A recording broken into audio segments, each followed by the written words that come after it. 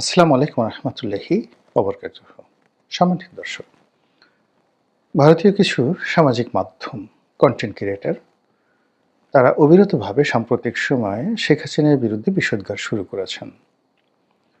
তাদের বক্তব্য হলো যে এই আওয়ামী লীগের লোকজন আর কতদিন ভারতে থাকবে, বা শেখ হাসিনা কেন ভারতে থাকবেন। ভারতে এমনকি দায় পড়েছে যে আওয়ামী লীগ এবং শেখ হাসিনার জন্য তারা ভারত বাংলাদেশ সম্পর্ক ঝুঁকির মধ্যে ফেলে দিয়েছেন বা কেন দিবেন। অথবা এই গত ১৫ মাসে বাংলাদেশের সঙ্গে ভারতের ব্যবসা বাণিজ্য না হওয়ার ফলে ভারতের পর্যটন খাত, ভারতের চিকিৎসা খাত, ভারতের আমদানি রপ্তানি থেকে শুরু করে অন্যান্য যে সকল অর্থনৈতিক যে সেক্টরগুলো রয়েছে, সেখানে যে ব্যাপক ক্ষয়ক্ষতি হয়েছে, এই দায় দায়িত্ব কে নেবে?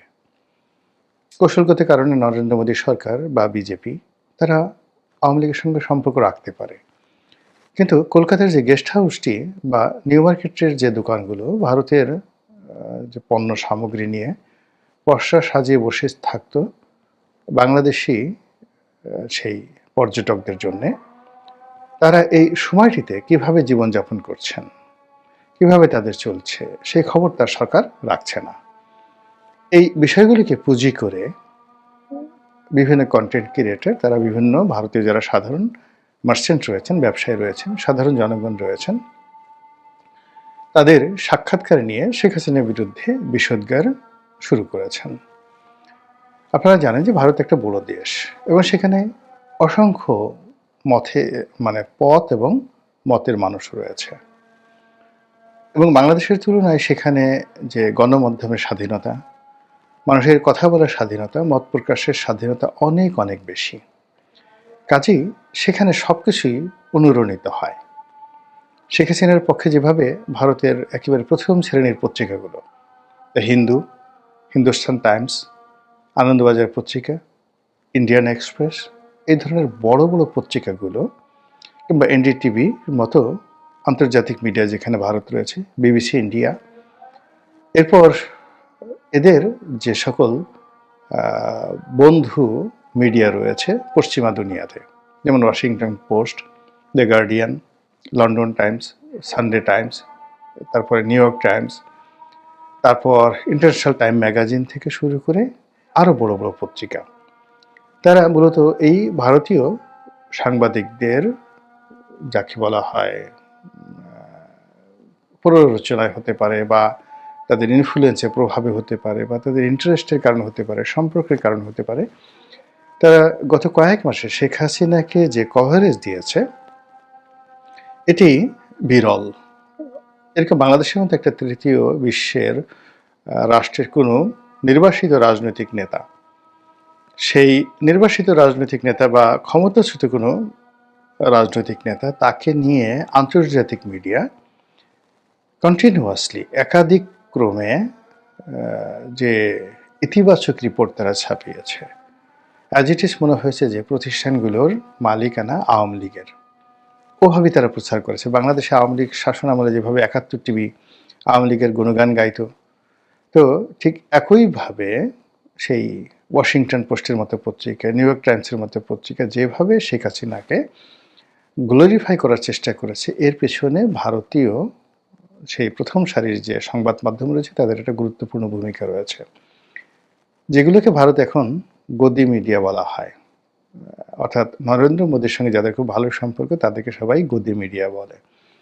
আর এই গদি মিডিয়া এই কাজগুলো যদি করে থাকে, নিঃসন্দেহে সেখানে নরেন্দ্র মোদীর একটা গ্রিন সিগন্যাল আছে। আর নরেন্দ্র মোদী মানেই বিজেপি, আর বিজেপি মানেই ভারতের সংখ্যাগরিষ্ঠ জনগণ, যারা এই মুহূর্তে শেখ হাসিনাকে তাদের রাজকীয় মেহমান হিসেবে ধারণ করছে, তাকে আবার রাজনীতিতে পুনর্বাসিত করতে চাচ্ছে, এবং বাংলাদেশের রাজনীতিতে আওয়ামী লীগকে অপরিহার্য করতে চাচ্ছে। এটা যেভাবে সত্য, একইভাবে নরেন্দ্র মোদী বিরোধী গ্রুপ, বিজেপি বিরোধী গ্রুপ, তাদের সংখ্যাও কিন্তু নেহায়েত কম নয়।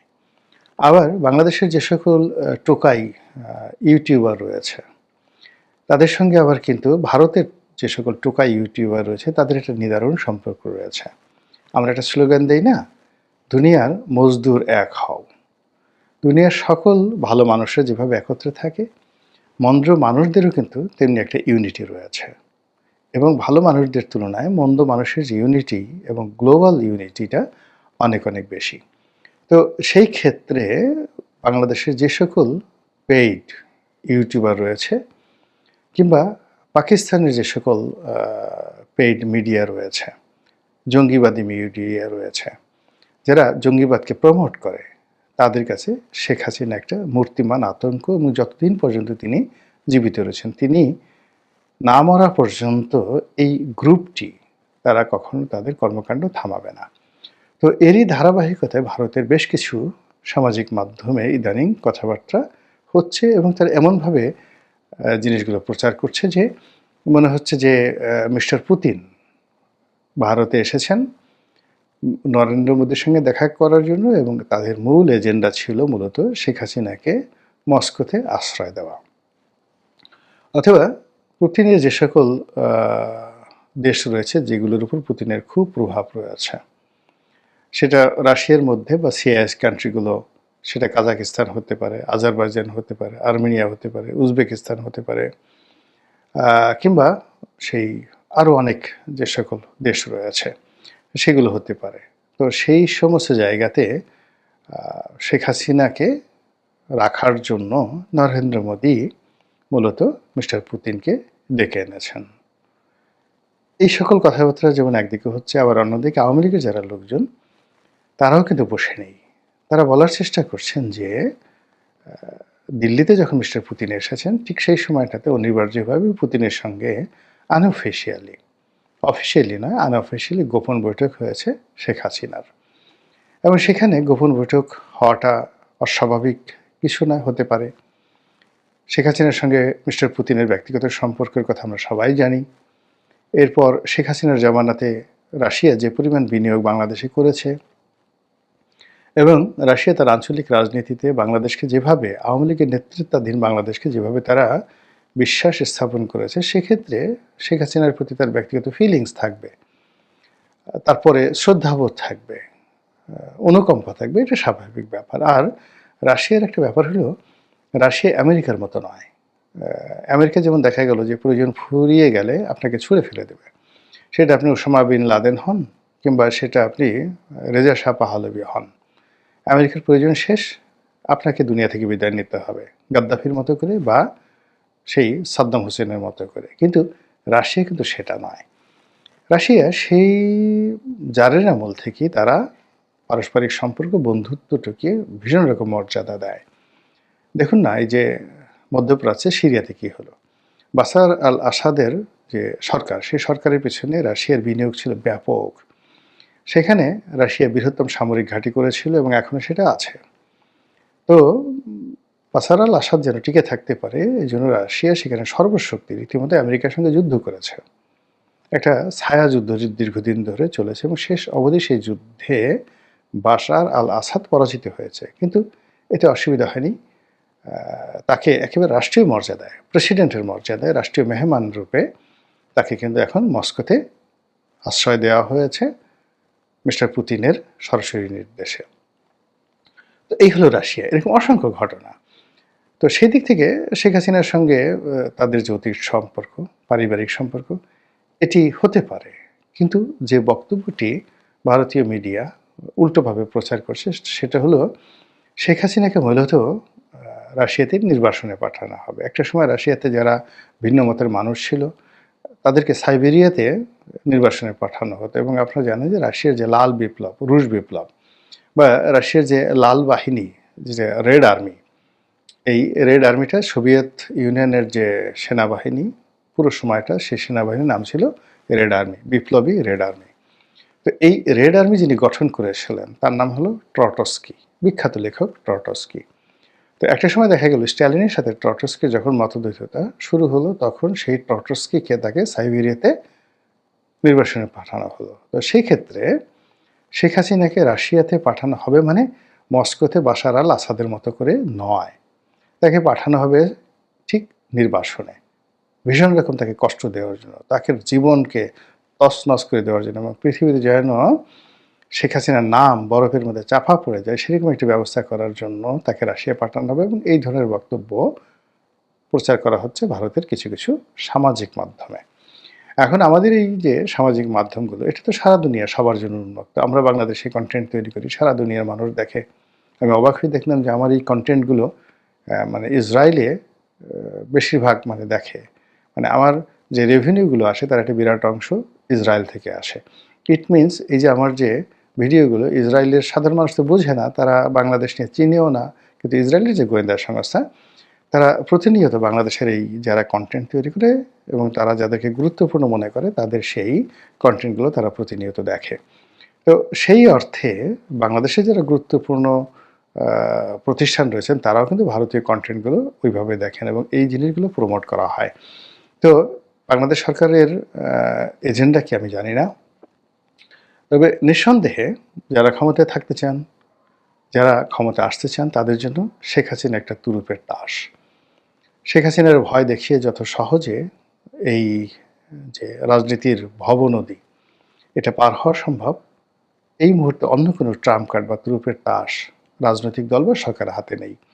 তো সেক্ষেত্রে শেখ হাসিনাকে নিয়ে নেতিবাচক আলোচনা, তাকে ভয় দেখানোর জন্য নানা রকম আয়োজন এবং তাকে ছোট করার জন্য যা যা করার দরকার সবই করা হবে, এটি তো স্বাভাবিক, এবং সেই কাজগুলি মূলত করা হচ্ছে। কিন্তু এতে করে আলটিমেটলি শেখ হাসিনার উপকার হচ্ছে। উপকার হচ্ছে এই কারণে, মানে ইংরেজিতে একটি কথা রয়েছে যার বাংলা শব্দ হলো যে আপনার বিরুদ্ধে যাই প্রচার হোক, সেটা অপপ্রচার হোক বা এনিথিং, আলটিমেটলি ঘুরে ফিরে সেই জিনিসগুলো আপনার পক্ষে চলে আসবে। এখন কেউ হয়তো দেখা গেল যে আপনাকে নিয়ে খুব বাজে কথা বলছে, এবং সাম্প্রতিক সময় আপনি দেখেন যে অনেকগুলো আমাদের দেশের রাজনীতিতে অনেকগুলো মানুষ সম্পর্কে খুব নেতিবাচক আলাপ আলোচনা হয়েছে বা হচ্ছে সোশ্যাল মিডিয়াতে। তো যারা এগুলো করছে তারা অনেক না বুঝেই করেছে, কারো ক্যারেক্টার অ্যাসাসিনেশন করার জন্য চেষ্টা করেছে, কিন্তু এতে আসলে তাদের কোনো ক্ষতি হয় নাই, বরং যাদের বিরুদ্ধে করা হয়েছে তারা আরও রাজনীতিতে পাকাপোক্তভাবে পদপদবি নিয়ে একেবারে বসে পড়েছে, এবং যারা তাদের ক্ষতির জন্য এই কাজগুলো করেছিল তারা উল্টো এখন কপালে হাত দিয়ে তারা কপাল চাপড়াচ্ছে যে কেন এই কাজগুলো করলাম। তো সেদিক থেকে যদি আপনি ধরেন, শেখ হাসিনা তো আপনার আমার মতো সাধারণ মানুষ নন, তিনি অনেকগুলো ভূমিকম্পের মতো যাকে বলা হয় কম্পমান বিষয় তিনি মোকাবেলা করে এসেছেন। রাজনীতির সুনামি, রাজনীতির ভূমিকম্প, রাজনীতির হত্যাকাণ্ড, রাজনীতির গ্রেনেড হামলা থেকে শুরু করে আরও অনেক কিছু, এবং সর্বশেষে এখন যেটি করলেন সেটা হলো সিংহাসন থেকে উচ্ছেদ। দুপুরের খাবার প্রস্তুত, সেই খাবারকে রেখে, উত্তপ্ত খাবারকে রেখে মুখে না দিয়ে এক কাপড়ে তিনি গণভবন থেকে চলে গিয়েছেন। এই জিনিসগুলোর পরেও তিনি কথা বলছেন, তিনি সুস্থ আছেন, তিনি স্বাভাবিক আছেন। কাজেই তার রাজনীতিতে যদি আবার পুনর্বাসন ঘটে, অভিষেক ঘটে, সেটি কার কার জন্য কিয়ামত ডেকে নিয়ে আসবে, এটা শেখ হাসিনার প্রতিপক্ষ যারা আছেন তারা হাড়ে হাড়ে টের পাচ্ছেন। তার ফলে শেখ হাসিনার জন্য, তার বিরুদ্ধে অপপ্রচার চালানোর জন্য যা যা করা দরকার তার প্রতিপক্ষরা করবে, এটাই স্বাভাবিক। আর এরই ধারাবাহিকতায় এখন বাংলাদেশে যারা শেখ হাসিনার বিরোধী পক্ষ রয়েছেন তারা মানে ধুমছে প্রচার চালাচ্ছেন যে ভারত সরকারের উপর চাপ বৃদ্ধি পাচ্ছে, বাংলাদেশ সরকারের সঙ্গে ভারতের নতুন সম্পর্ক স্থাপন হচ্ছে, নতুন দিগন্ত তৈরি হচ্ছে, এবং সেখানে যে কোনো মূল্যে বর্তমান সরকারকে রাজি এবং খুশি করার জন্য ভারতীয় কর্তৃপক্ষ শেখ হাসিনার প্রসঙ্গটিকে ধামাচাপা দিতে চাচ্ছে, শেখ হাসিনাকে হস্তান্তর কিংবা তৃতীয় দেশে পাঠিয়ে দিয়ে বর্তমান সরকারের যে ক্রোধ দমন করতে চাচ্ছে, এই ধরনের খবরে বাংলাদেশের পত্রপত্রিকা সয়লাভ। কিন্তু বাস্তবে কি সেটা আপনিও জানেন, আমিও জানি। মহান আল্লাহ রাব্বুল আলামিন আমাদের সবাইকে হেদায়েত দান করুন এবং হেফাজত করুন। আসসালামু আলাইকুম ওয়া রাহমাতুল্লাহি ওয়া বারাকাতুহু।